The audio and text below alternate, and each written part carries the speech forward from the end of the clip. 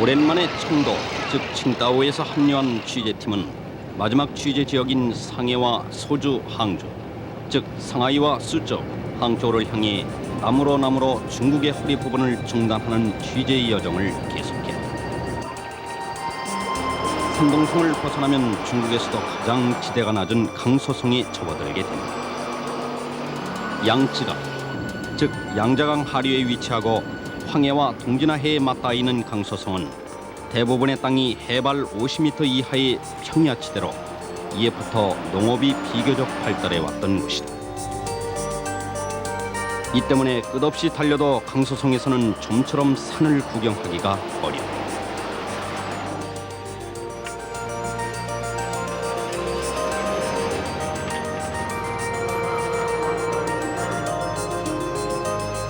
취재팀은 중간중간 취재 차량을 정비하고 미리 준비한 기름으로 급유를 하면서 남행을 서둘렀다. 취재팀이 목표로 하고 있는 상하이는 강소성의 동남쪽 끝에 위치해 있어 아직도 갈 길이 멀기 때문이다.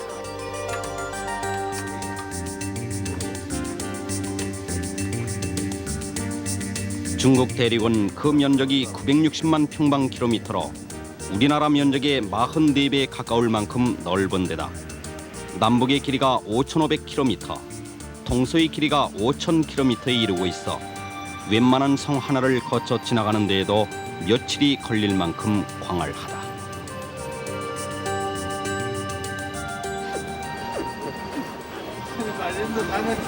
취재팀은 청도, 즉 칭다오를 떠난 지 이틀 만에야 상하이의 그 깃발을 들여놓을 수가 있어.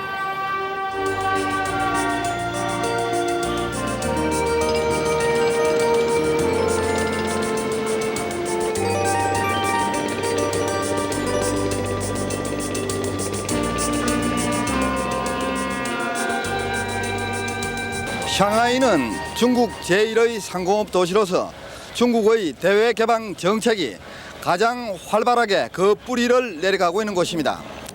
상하이는 양쯔강, 즉 양자강 하구의 삼각주상에 위치해 있어 지형이 대부분 낮은 평지로 이루어져 있어 땅의 높이가 평균 해발 3 내지 5m밖에 되지 않지만은 수로가 거물처럼 펼쳐져 있고 황푸강 등 2개의 강이 시내를 관류하고 있어 수상교통이 매우 발달해 있습니다.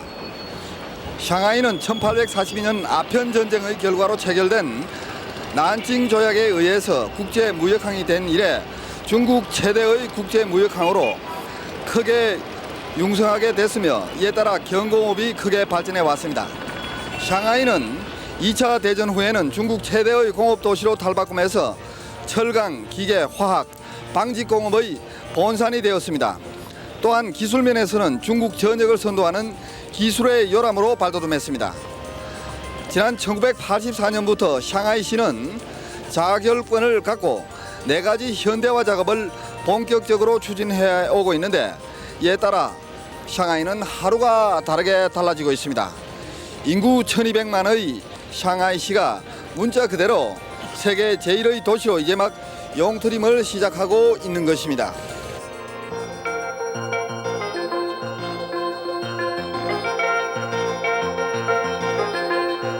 수만 톤급의 각종 선박들이 닻을 내리고 있는 황푸강 하류 위에 서한 외탕. 부지런히 오가는 행인들과 외국인 관광객, 그리고 바베큐를 즐기는 남녀들로 활기에 차 있다. 시내 중심가를 가로지르는 황푸강과 상하이의 번화가인 남경로를 끼고 있는 외타는 시민의 휴식처로서 그리고 국제화되고 있는 상하이의 얼굴로서 개방화의 바람과 더불어 상하이의 운치와 낭만을 더해주고 있는 것이다. 최근 들어 외국인들의 발걸음이 더욱 잦아지고 또 국제화의 바람이 이곳으로부터 시내 중심가로 불어가고 있기 때문이다.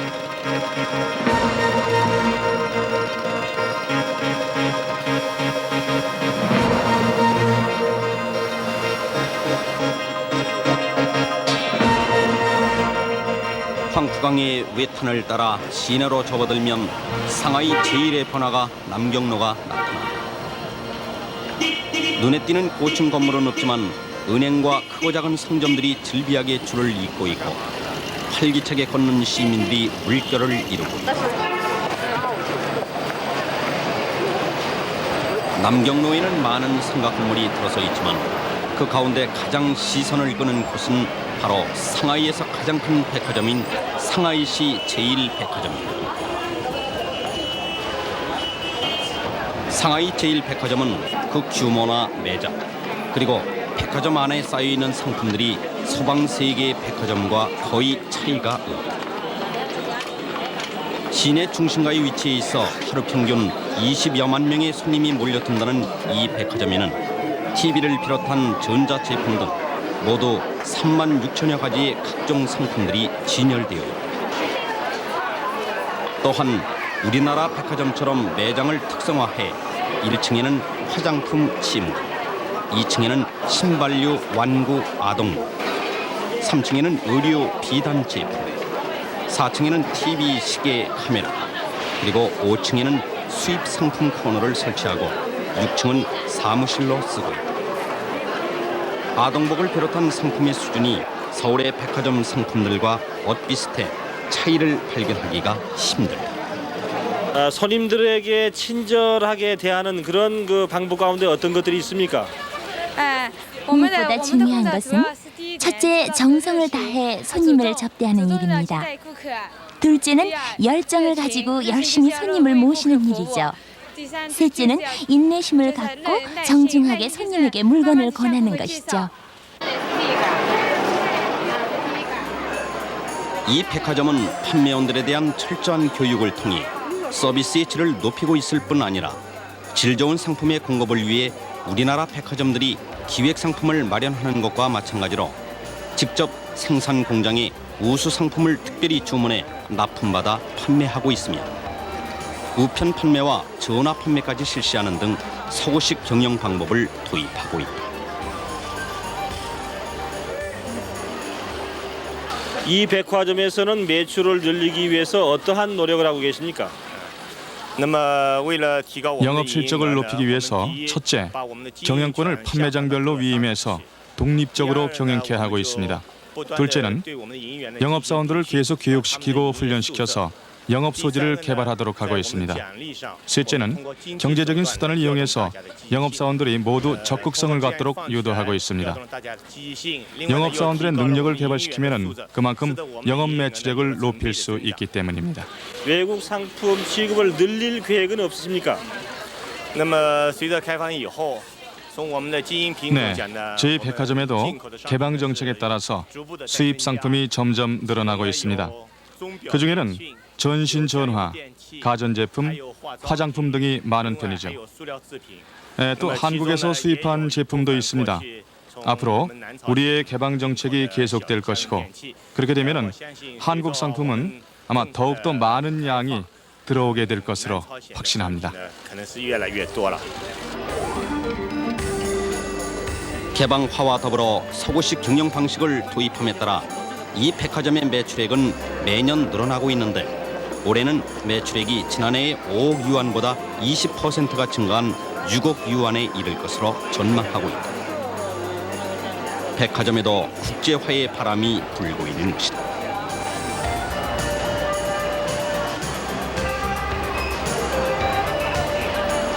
백화점과 더불어 상하이의 성권을 저하하는 또 하나의 그룹은 시내 중심가를 따라 들어서 있는 각종 형태의 개체호 상가, 즉 자영 상인들의 상점들이다.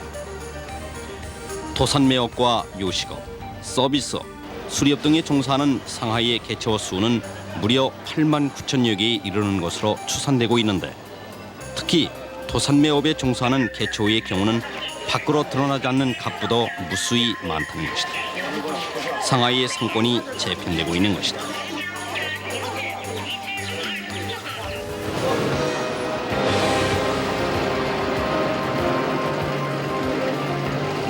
백화점과 상가뿐 아니라 상하이의 발전과 국제화를 촉진하는 곳은 무수히 많다. 취재팀은 소련풍의 한 석조 건물을 찾았다.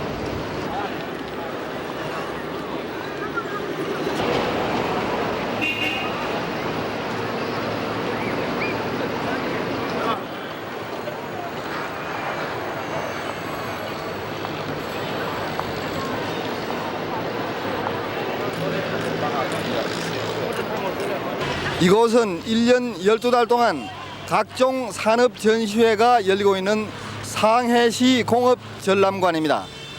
우리나라로 치면은 영동에 있는 한국종합전시장, 즉 코엑스와 같은 곳으로서 상해 지역에서 생산되는 각종 공업 제품을 선보이고 그 기술력을 과시하고 있는 현장입니다.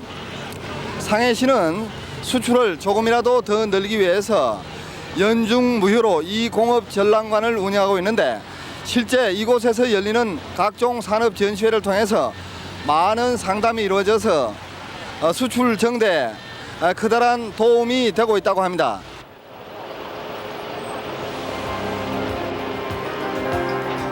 상하이의 공업 수준을 널리 알리기 위해서 운영하고 있는 이 공업 전람관은 해외의 신기술 교류장 부실도 하고 있습니다. 취재팀이 찾았을 때는 때마침 전시물의 교체 작업으로 내부가 공개되지 않았지만 주로 대형 기계와 직물 그리고 소비재 등 각종 공업 제품이 전시되고 있다는 설명이었습니다.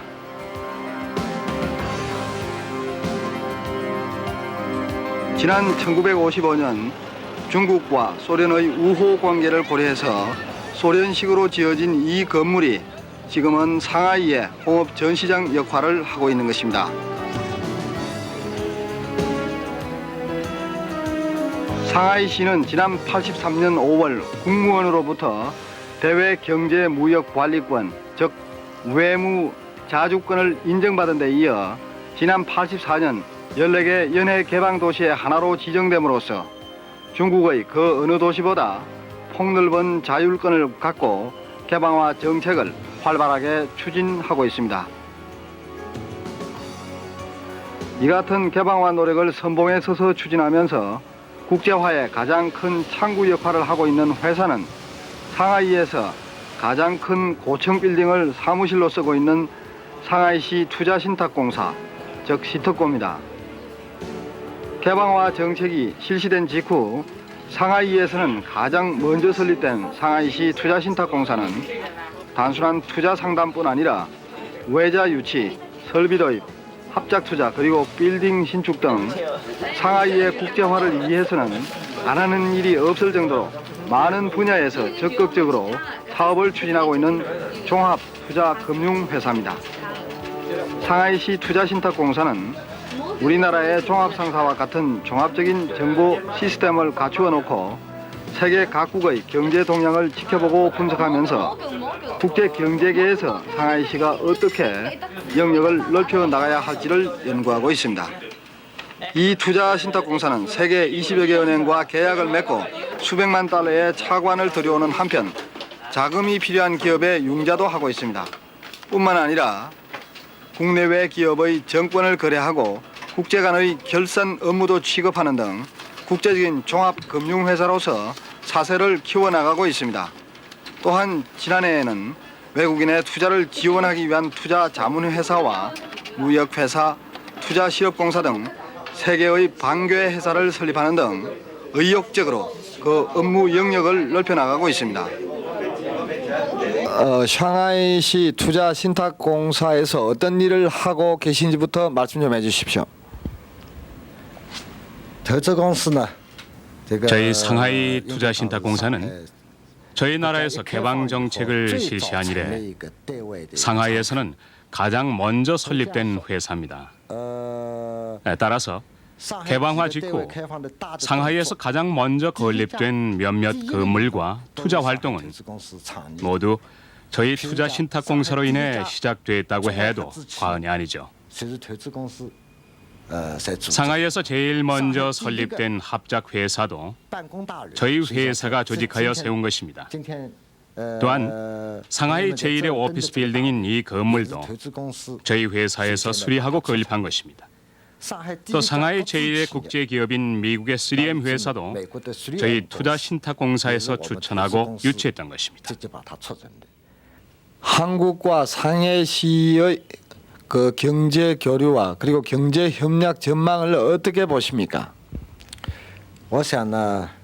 방금 말씀드렸다시피 상하이시에서 개방화 정책에 따라 이루어진 가장 첫 번째 사업들은 모두 저희 투자신탁공사의 창의와 추천으로 이루어진 것들입니다. 그래서 제 생각으로는 한국의 기업인들이 우리 상하이 지역과 합작 투자 등의 사업을 진행할 때 저는 한 가지 꼭 말씀드리고 싶은 것이 있습니다. 제가 생각하기엔 장사를 할 때는 반드시 쌍방이 서로 유익해야 할 것입니다. 그러자면 서로의 의견을 직접 교환해야 하며 그렇게 될 때만이 서로가 각기 서로 다른 상황을 이해하게 되고 저희는 상대방에게 유리한 합작의 가능성을 줄 수가 있는 것이죠. 며칠 전에도 어떤 한 친구가 저희 투자신탁공사에 흥미를 갖고 찾아왔었는데요. 맨 처음 그가 우리 상하이에 왔을 때 그는 우리 상하이를 이해하지 못했습니다. 그래서 저는 여러분들이 직접 내방을 해서 직접 보고 접촉하는 가운데 쌍방이 서로 유리한 사업이 무엇인가를 이해하고 쌍방의 합작에 서로 노력해야 한다고 얘기하고 싶습니다. 서로가 합작에 노력하면 물론 합작에 필요한 투자 환경, 투자 정책 등의 사항에 대해서는 귀국에 많은 도움을 줄 수가 있을 것입니다. 이러한 일이 제가 할 수 있는 노력의 하나입니다.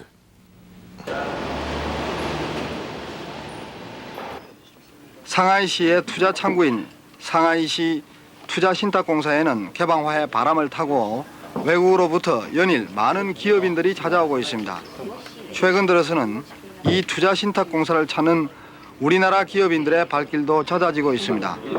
취재팀이 취재하던 날에는 마침 우리나라의 중소기업인들로 구성된 경제사절단이 상하이시 투자신탁공사를 방문해 상하이시 당국자와 투자신탁공사 관계자들을 만나고 있었습니다.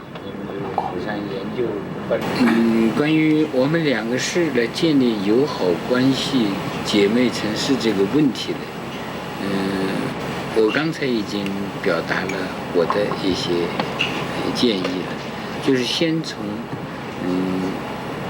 贵这个叫经济文化研究所，或者是叫这个研究会，你们的调查部和他这里的 CITICO 这个调查部先能够有所接触，然后我们等到这个条件时机，逐步的发展，那当然也是可以考虑这样的建议。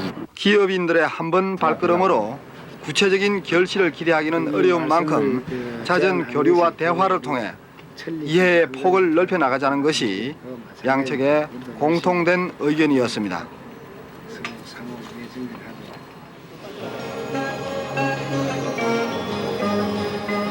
상하이시는 투자신탁공사와 같은 개방화의 창구를 통해 외국인의 투자를 돕고 있을 뿐 아니라 투자 유치를 위해서 공장과 건물을 지을 수 있는 토지 경매까지 실시하고 있습니다.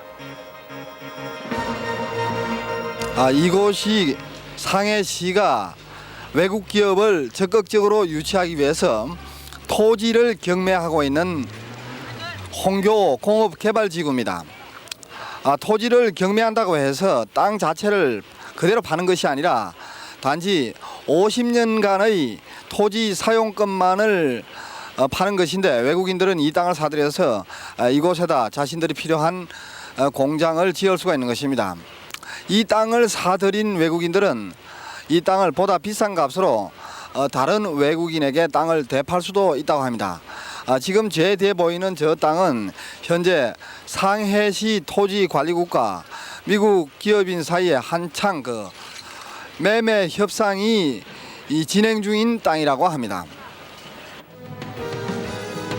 상하이시는 지난해 12월 심천 특구와 금년 2월 복건성 복주에서 토지 경매가 실시된 데 이어 금년 9월 중국에서는 세 번째로 이 홍교공업개발지구 3,800평의 땅을 경매에 붙였습니다. 외국인들에게도 자격을 준 것은 상하이시가 처음으로서 제1지구의 땅은 대부분 일본 기업인들에게 낙찰된 것으로 알려지고 있습니다. 현재 홍교공업개발지구에는 각종 건물의 신축 공사가 한창 진행되고 있는데 특히 이곳은 공항과 외국인 주택가, 영사관 건물들이 가까이에 있고 전기와 상하수도 시설이 이미 끝나 각광을 받을 것으로 기대되고 있습니다. 상하이시는 이와 같이 토지를 경매하는 것 외에도 외국인들이 상하이시 외국투자관리위원회의 허가를 받아 공장이나 건물을 짓고자 할 때는 토지관리법에 따라 필요한 땅의 사용을 허가해주고 있습니다. 그러나 어떠한 경우이든 정해진 세금과 사용료는 물도록 하고 있습니다. 토지 사용권의 경매는 중화인민공화국의 개정헌법에 그 법적인 근거를 두고 있는 내용의 하나입니다. 그러나 이것도 어느 일정한 기간의 한도 안에서만 사용하는 것을 말하는 것입니다. 토지 사용권을 획득한 기업은 물론 토지의 지분만큼 은행에 보증금을 넣어야 합니다. 둘째는 우리가 현재 사용하는 토지 사용권의 방법으로서 사용 기간을 연장하는 방법도 있는데요. 50년까지 연장이 가능합니다. 아주 좋은 점이 많습니다. 즉, 토지 위에 지은 지상 건물 등에 대한 사용권 등을 자유롭게 이전할 수가 있습니다.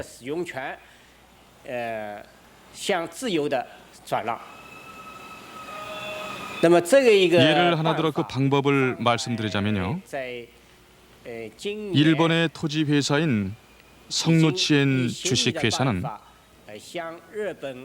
12,927평방미터를 사용할 수 있는 사용권을 얻어서 지상 건물을 건축했습니다. 즉, 50년 동안 사용할 수 있는 권한을 얻어서 아파트 등을 짓고 있는데요. 물론 50년 동안 외국의 어떠한 기업에도 분양을 할 수가 있죠.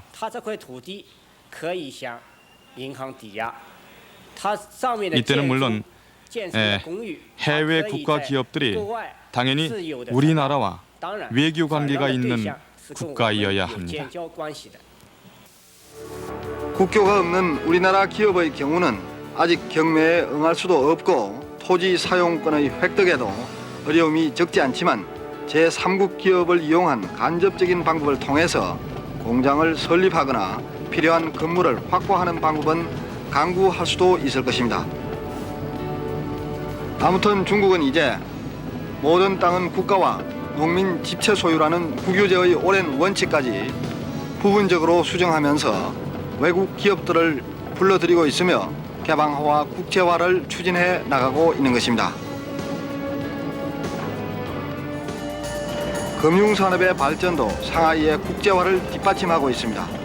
즉 상하이가 개방화와 더불어 국제적인 금융도시로서도 탄탄하게 깃털을 다져나가고 있는 것입니다.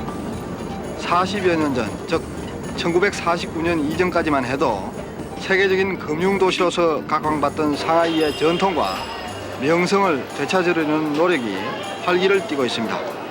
취재팀이 찾은 이 은행은 교통은행 상하이 본점입니다. 상하이를 국제적인 금융도시로 발전시키는데 선도적인 역할을 하고 있는 사업은행의 하나입니다. 80년의 오랜 전통을 지닌 교통은행은 개방화 정책과 더불어 베이징에 있던 본점을 이곳 상하이로 옮기고 새로운 변신을 꾀하고 있는 상업은행으로서 중국 금융계에 개혁의 돌풍을 일으키고 있는 은행입니다. 원래 중국의 은행 체제는 소련의 전문은행 체제를 본따 외환 업무를 전담하는 중국은행과 농촌 대상의 농업은행, 공업지역 대상의 공상은행, 그리고 건설 사업을 지원하는 건설은행 등으로 업무가 분화되어 경쟁 없는 독점 체제를 이루어 왔고 정부의 간섭을 받아왔습니다.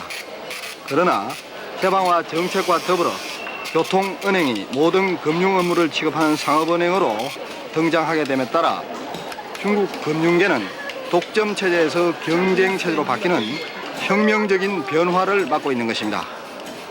교통은행은 모든 금융 업무를 취급함으로써 그 영역을 크게 넓혀 나가고 있을 뿐만 아니라 외국 기업의 투자 유치에도 열을 올리고 있습니다.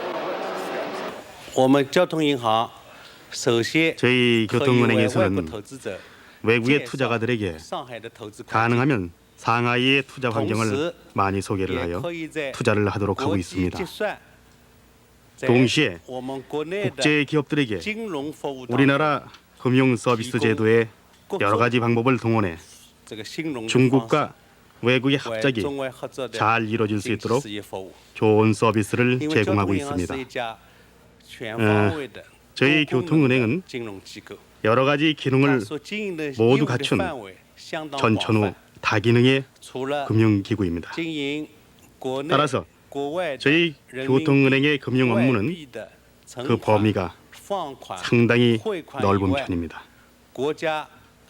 국내외 인민폐 환전 업무와 외국 기업의 송금 업무 외에도 투자, 신탁, 여신, 담보, 부동산, 보험 업무 등을 이미 체계적으로 발전시켜 오고 있습니다.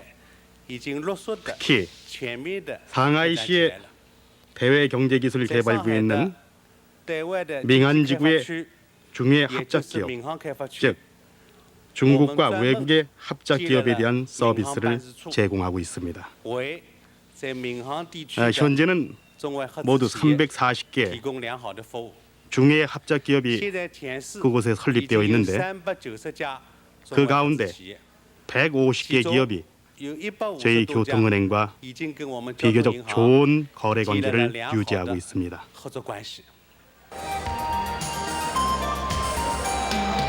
교통은행은 상하이에 투자한 150개 외국 기업 외에도 중국 대륙 전역의 10,000개 기업과 거래하고 있는데 1등의 서비스, 1등의 효율성, 1등의 신뢰도 등 3가지 분야에서 1등을 한다는 목표 아래 서구식 경영 방법으로 은행의 체질을 바꾸어 나가고 있습니다.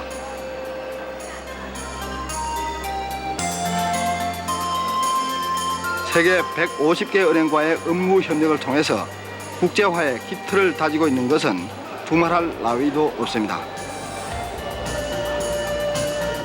상하이 국제화는 이와 같이 금융계, 실업계, 유통업계와 시당국 등 각계가 힘을 합쳐 활발하게 추진하고 있다.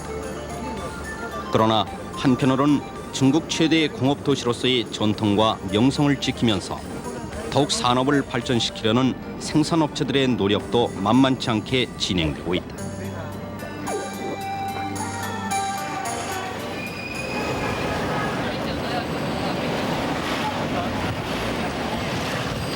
상하이의 공장들이 어떻게 변하고 있는지를 알아보기 위해 취재팀은 한 실크 공장을 찾았다.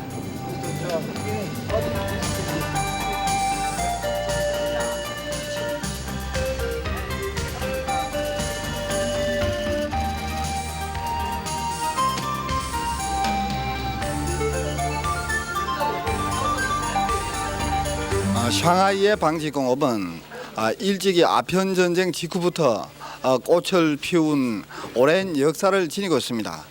특히 상하이의 실크 산업은 세계적으로 유명한 명성을 얻고 있는 가장 전통적인 산업입니다. 풍부한 노동력과 숙련된 솜씨로 가장 질 높은 실크를 생산하고 있는 이 공장은 샹하이에서 가장 규모가 큰 샹하이 제1실크 공장입니다.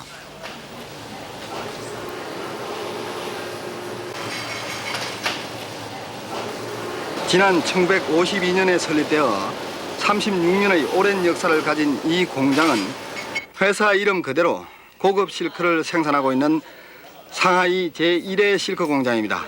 이 공장은 제품의 무늬와 천을 일일이 확인하고 손으로 다듬는 철저한 품질 관리를 통해서 해외 시장에서도 그 품질을 인정받는 고급 실크를 생산하고 있습니다.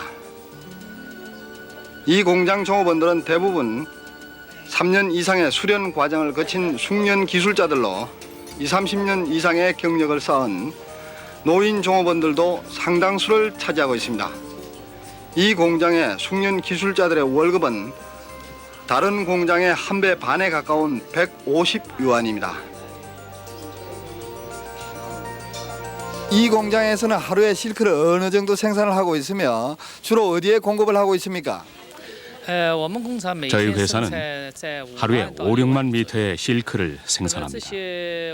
그 가운데 50%는 수출을 합니다. 수출 지역은 홍콩, 일본, 동남아, 미국, 유럽 등 여러 지역으로 80여 개국이 됩니다. 샹하이 실크가 특별히 유명한 이유는 어디에 있다고 생각하십니까? 상하이 실크가 유명한 것은 좋은 기술과 설비에 그 바탕을 두고 있습니다. 그러나 기술은 비교적 오래된 기술이죠. 현재 각 방면의 시설과 기술 수준은 더욱더 높아지고 있습니다. 어떤 시설들은 현대식이죠. 특별히 외국에서 들여온 것도 있는데 물론 우리가 제작한 설비도 있습니다. 아무튼 상하이는 실크 제작 기술 부문에서 앞서가는 도시입니다.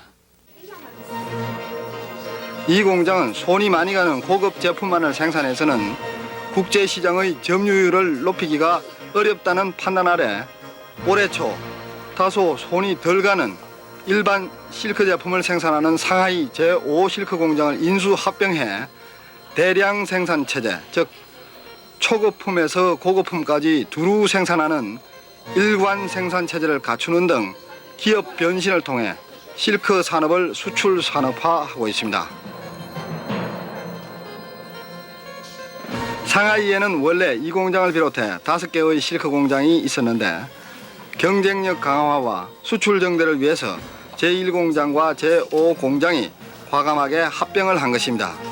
이 공장은 이러한 기업 합병과 더불어 제품의 고급화를 위해서 30명의 디자이너를 고용해 새로운 디자인을 개발하고 있으며 취재팀에게는 현장을 공개하지 않았지만 신제품과 생산기술 개발을 위한 기술 연구소도 운영하고 있다는 설명이었습니다.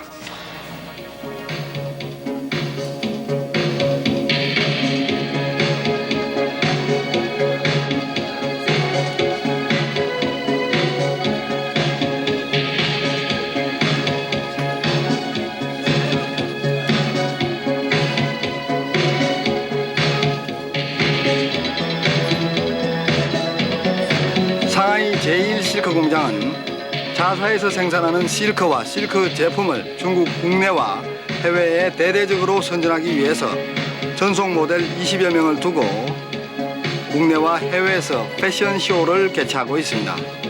중국 국내에서는 일주일에 한 번씩 패션쇼를 개최하는데 상하이뿐만 아니라 베이징 등 주요 도시를 순회하면서 패션쇼를 열고 있습니다. 또한 1년에 몇 차례 미국과 일본 등 해외에도 내보내서 중국의 실크를 알리기 위한 국제 패션쇼도 개최하고 있습니다. 지금 실크로 만든 화려한 의상을 입고 패션쇼를 하고 있는 모델들이 중국에서 무척 인기가 높고 세계적으로도 이름이 나 있는 상하이 실크 패션 모델 그룹입니다.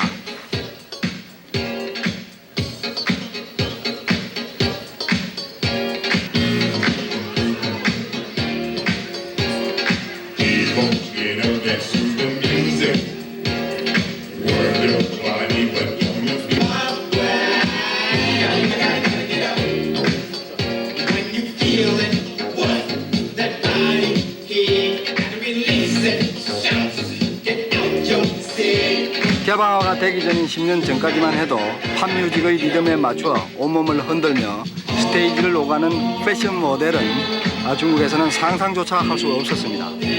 그러나 개방화의 물결과 더불어 패션 모델은 이제 많은 중국 처녀들이 선망의 눈길을 보내는 화려한 직업으로 변했습니다.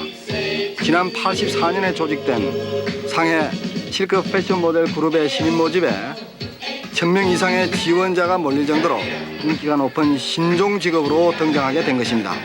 하지만 모델이 되는 것은 그렇게 쉽지가 않다는 설명입니다. 중졸 이상의 학력에 나이는 20세 안팎이어야 하고 키가 170cm를 넘어야 하는 데다 모델로서 적합한 몸매와 미모를 갖춰야 하기 때문입니다. 개방화와 국제화의 바람은 이렇게 중국 여성의 직업까지도 더욱 다양하게 만들고 있는 것입니다.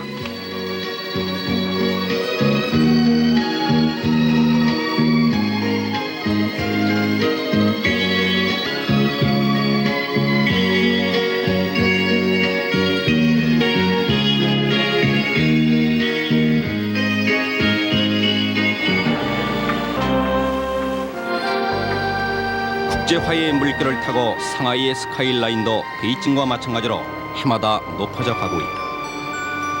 호텔과 고층 빌딩 신축 공사가 시내 곳곳에서 활발하게 진행되고 있다. 대부분의 빌딩들이 외국 자본 또는 합작 투자에 의해 건설되고 있지만 그 규모가 커서 머지않은 장래의 상하이는 고층 빌딩이 숲을 이루는 국제도시의 면모를 갖추게 될 것이다.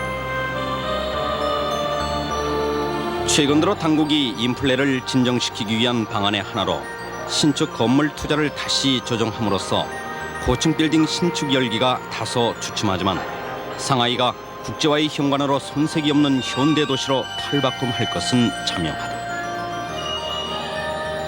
아편 전쟁이 끝난 뒤 서구 열강들의 중국 침략을 위한 근거지가 되고 자원 수탈을 위한 상사화 공장이 건설되면서 기형적으로 국제화가 진행되었던 상하이가 이제 그 상흔을 씻고 새롭게 태어나고 있는 것이다.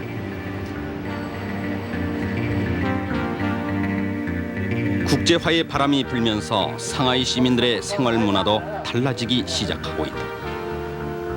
문화혁명 기간 중에는 폐쇄되었던 시민의 위락장이 다시 문을 열고 대중예술이 되살아나고 있는 것이다. 이곳은 하루 10,000명의 시민들이 찾아드는 대중 위락장인 상하이 청년궁.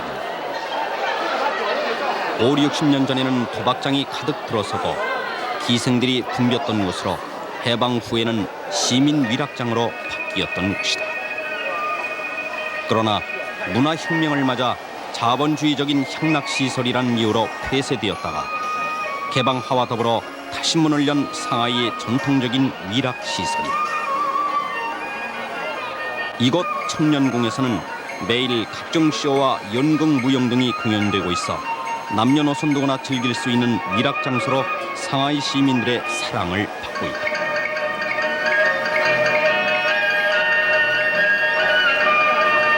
입장료도 1위안, 즉 우리 돈으로 200원밖에 받지 않아 많은 시민들이 즐겨 찾고 있는데 청년궁 사무소 측은 2억 원을 들여 공연장 시설을 현대적 시설로 새롭게 단장한다는 계획을 세워놓고 있다.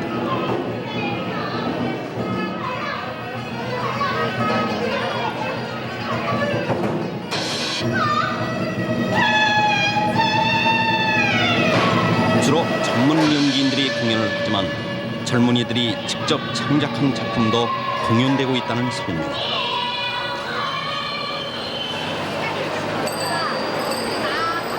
상하이의 밤도 국제와 더불어 달라지고 있다. 시내 중심가인 남경로에는 네온 사인이 등장해 어둠을 밝히고 있고 상가의 쇼 윈도우도 환하게 불을 켜 상하이 야경의 운치를 더하고 있다. 방거리를 오가는 행인들의 발걸음도 활기에 차 있다.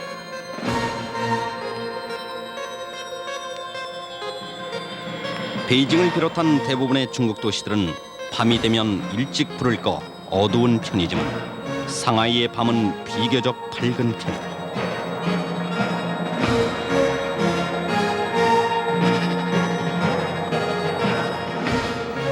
아직은 도쿄의 긴자거리나 우리의 명동에 비해서는 야경이 화려하진 않지만 세월이 흐를수록 상하이의 밤은 더욱 밝아지고 있다는 설명이다.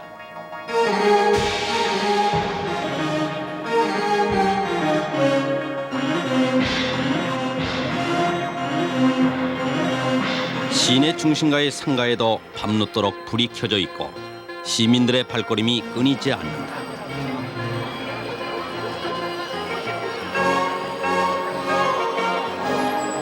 번화가의 호텔 앞에는 야간 관광에 나서는 외국인 관광객들의 모습도 보인다. 상하이의 밤을 밝혀주고 가장 낭만을 더해주는 곳은 시내 곳곳에 위치한 야간 무도장. 개방화와 더불어 보급된 서방춤에 매료된 젊은이들이 날로 늘어나고 있기 때문이다.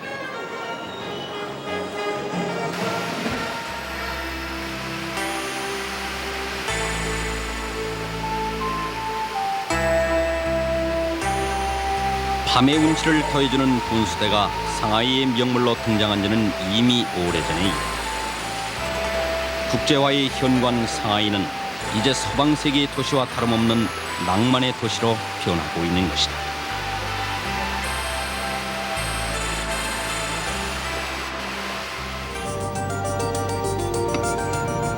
상하이는 역사적으로 우리 민족과 인연이 깊은 곳이다. 1919년 대한민국 임시정부가 설립돼 많은 우국지사들이 광복의 비원을 불태웠던 곳이며 윤봉길 의사의 의거가 있었던 곳이기 때문이다. 이곳이 바로 역사의 현장 홍구공원입니다. 지금으로부터 56년 전인 1932년 4월 29일 우리의 윤봉길 의사가 일본 천황의 생일 축하식과 상해사변 전성 기념 행사를 벌이고 있던 일본군 육군 대장 시라카와 오시노리 등 일본군 간부들에게 폭탄을 투척해서 일본인들의 간담을 서늘하게 함으로써 우리 민족의 울분을 달랬던 바로 그 역사의 현장입니다. 지금은 그 당시 윤봉길 의사의 자취를 찾아볼 길은 없지만은 애국 열렬에 불타던 윤봉길 의사의 늠름한 모습이 눈에 선하게 보이는 듯 합니다.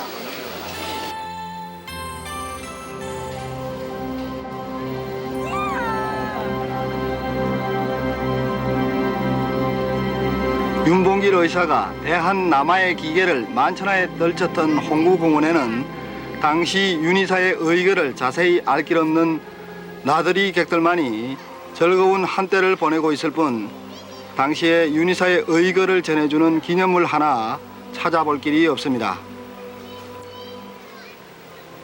구 한말 충남 예산에서 태어난 윤봉길 의사는 3.1 운동 후 월진회라는 계몽교육단체를 조직해 청소년들의 애국 정신을 고취하다가 1930년 중국으로 망명해 1931년 김구 선생이 이끄는 한인 애국단에 가입했습니다. 윤봉길 의사는 한인 애국단에 가입하던 바로 이듬해인 1932년 4월 29일 이곳 홍구공원에서 전성 기념식을 열고 있던 시라카와 대장 등 일본군 간부들과 일본 거류민단 간부들에게 폭탄을 던지는 의거를 감행해 세계 만방에 우리의 민족 혼을 떨쳤던 것입니다.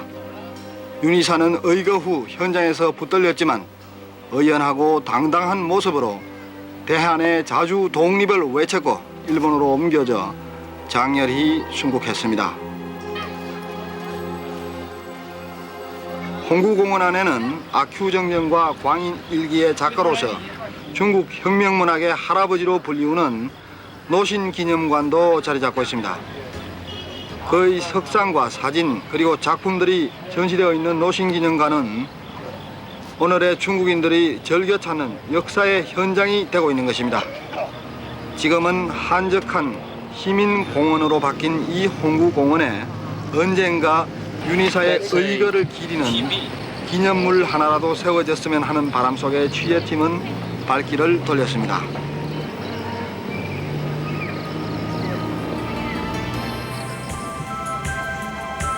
취재팀은 우리의 독립투사들이 애오라지 조국 광복의 일념을 불태우며 국사를 논하던 임시정부 청사를 촬영하기 위해서 백방으로 노력했지만 당국의 촬영 불효로 그 현장을 카메라에 담을 길은 없었습니다.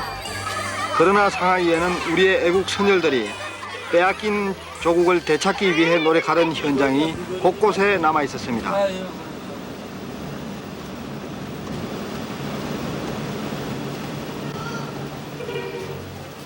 홍구공원 근처에 있는 이 낡은 학교 건물은 5, 60년 전 우리의 독립지사들이 상하이에 세웠던 최초의 소학교인 인성학원 건물입니다.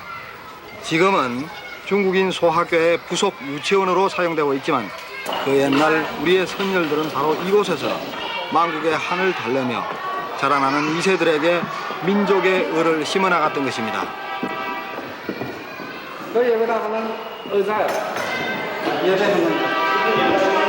이 건물은 당초 교회당으로 세워졌던 건물이지만 2세 교육의 필요성을 절실히 느낀 우국 지사들이 학교로도 사용해 민족혼을 일깨워 나갔던 것입니다.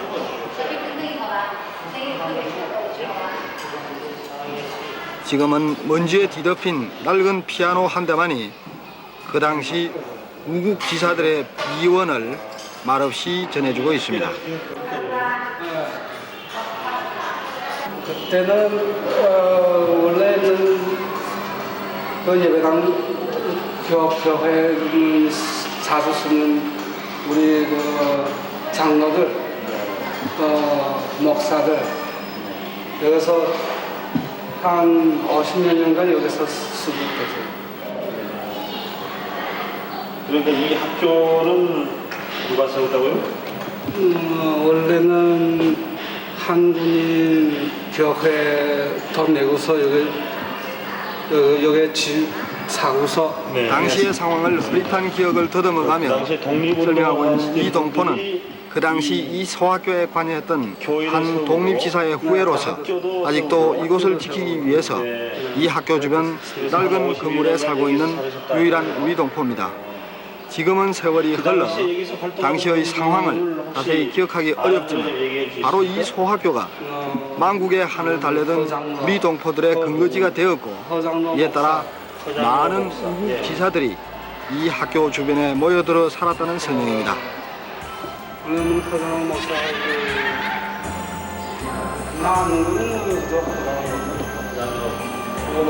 이 학교는 누가 김교수님이 원래는 그 학교는 교사는 김도범 5, 60년 전 이곳에서 조국 광복의 날만을 학수고대하던 지사들의 모습은 사진으로나마 찾아볼 길이 없지만 그들의 손때가 묻었을 의자와 그들이 오르내렸을 계단은 지혜팀의 발길을 한동안 붙들었습니다.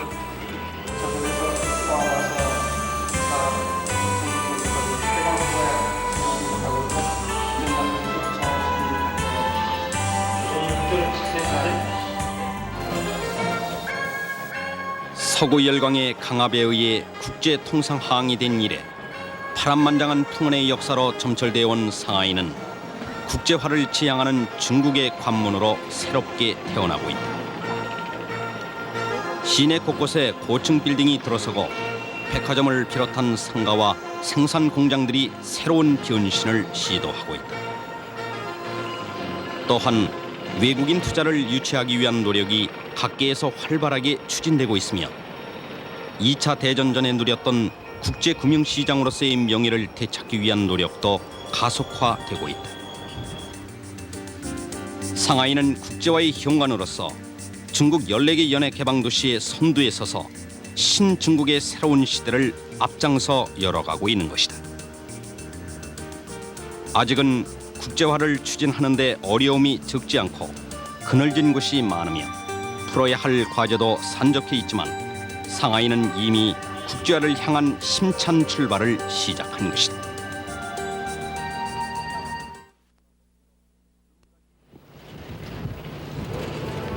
지금까지 돌아본 대로 중국 대륙은 지금 숨가쁘게 변하고 있다. 특히 수도 베이징과 텐진 그리고 산동 반도의 연해 개방 도시와 상하이는 우리의 상상을 초월할 정도의 속도로 달라지고 있다.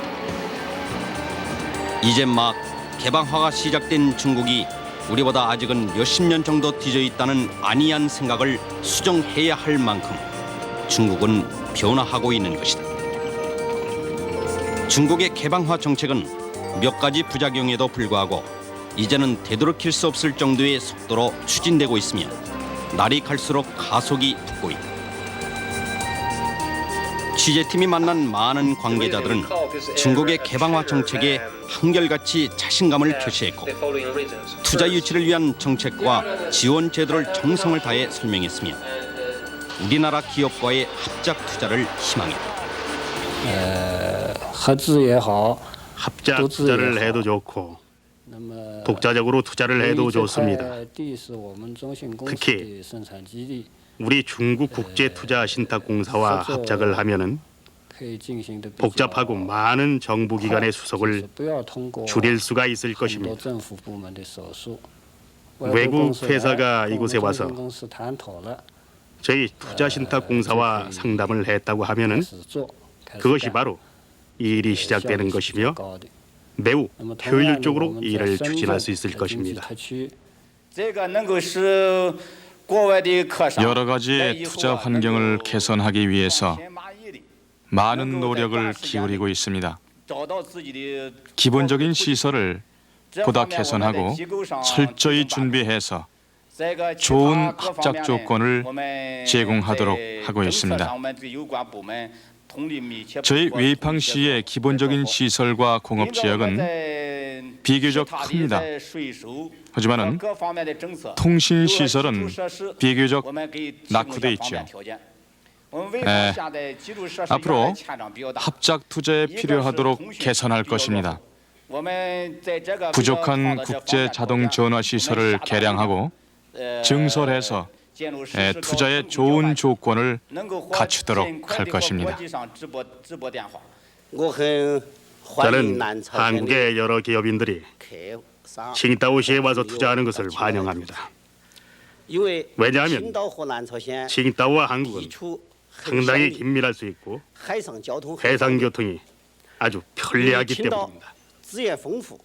칭다오는 자원이 풍부하고 교통이 발전해 공업 기초 입지 조건이 모두 갖춰져 있습니다.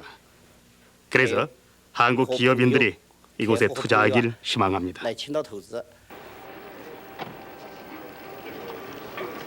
중국은 이와 같이 경제 대문을 활짝 열어놓고 적극적으로 투자 유치를 서두르고 있으며 우리에게도 호의적인 신호를 보내고 있다. 그러나 여건이 성숙되었다고 속단하기에는 아직 이르다는 조심스러운 견해도 적지 않다. 중국의 경제 사회 구조가 갖는 경직성과 비효율성의 문제가 남아있는 데다 특히 미수교국인 우리의 입장은 다른 나라보다 불리한 점이 많기 때문에 신중을 기해야 한다는 것이다. 하지만 이제는 잦은 교류와 철저한 연구를 통해 실현 가능한 방안을 단계적으로 모색해 나갈 시점에 이른 것도 사실이다. 우선 무역 부문에서 직교역의 비중을 높여 나가고 다음 단계로 합작 투자와 직접 투자를 신중하게 추진해 나가야 한다는 지적이 많다. 이제 중국은 우리의 제3의 교역 대상국으로 떠오르고 있으며 섬유산업 등 많은 분야에서 우리의 경쟁자로 부상하고 있다. 이러한 중국과 경제 동반자 시대를 열기 위해 더욱더 노력하고 연구하면서 지혜를 모아야 할 시점이 바로 지금인 것이다.